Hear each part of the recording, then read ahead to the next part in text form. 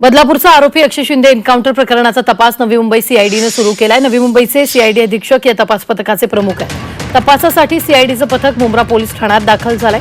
गुन्ह्यातील कागदपत्रांचा ताबा घेण्यासाठी सीआयडीचं पथक मुंब्रा पोलीस ठाण्यात आलं। त्यानंतर त्यांनी प्रत्यक्ष घटनास्थळी जाऊन पाहणी केली। तिथून सीआयडीचं पथक ठाणे पोलीस मुख्यालयाच्या मैदानात पोहोचलं आणि या ठिकाणी एन्काउंटर झालेली पोलिसांची गाडी ठेवण्यात आली।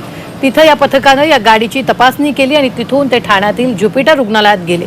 नंतर पुन्हा एकदा ते ठाणे पोलीस मैदानात गेले आणि तिथं गाडीचा पंचनामा केला। अक्षय शिंदे एन्काउंटरची 2 स्तरावर चौकशी केली जाणार आहे आणि या प्रकरणात सीआयडी सह न्यायालयीन चौकशीही होणार आहे। तर या संदर्भात ताजे अपडेट देत आहेत आपले प्रतिनिधी कपिल राऊत। कपिल, काय ताजे अपडेट आहेत? नक्की आज दिवसभर पाहिलं तर सीआयडीची टीम आणि मुंब्रा पोलिसांनी दोघांनीही मोठ्या प्रमाणात चौकशी केलेली आहे। सीआयडीची टीम जेव्हा आली तेव्हा त्यांनी पहिले मुंब्रा पोलीस स्टेशनमध्ये जाऊन कागदपत्राची तपासणी केलेली आहे।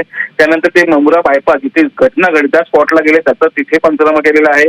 त्यानंतर जिथे ज्या गाडीमध्ये हा एन्काउंटर झालेला आहे तिथे जाऊन तपासणी केलेली आहे। त्याचबरोबर ज्युपिटर हॉस्पिटलमध्ये जिथे ऍडमिट आहेत जे जखमी पोलीस त्यांची चौकशी केली आहे, त्यांचं स्टेटमेंट घेतलेलं आहे आणि त्यानंतर पुन्हा ते रात्री ज्या ठिकाणी गाडी ठेवलेली आहे जिथे ज्या गाडीमध्ये हा एन्काउंटर झाला किंवा जी गोळीबार झालेली आहे तिथे जाऊन त्यांनी पुन्हा त्या गाडीची पंचनामा केलेला आहे।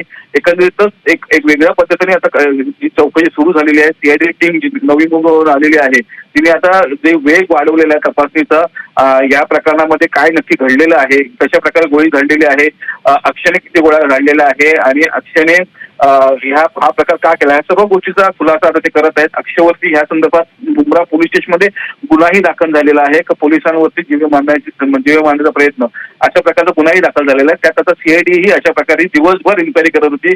उद्याही ही टीम येणार आहे, उद्याही अनेक कागदपत्र आहेत त्याची तपासणी करणार आहे। अगदी कपिल, धन्यवाद ताजे अपडेट देण्यासाठी। आम्ही वेळोवेळी तुमच्याकडून या संदर्भातले ताजे अपडेट घेत राहणार आहोत।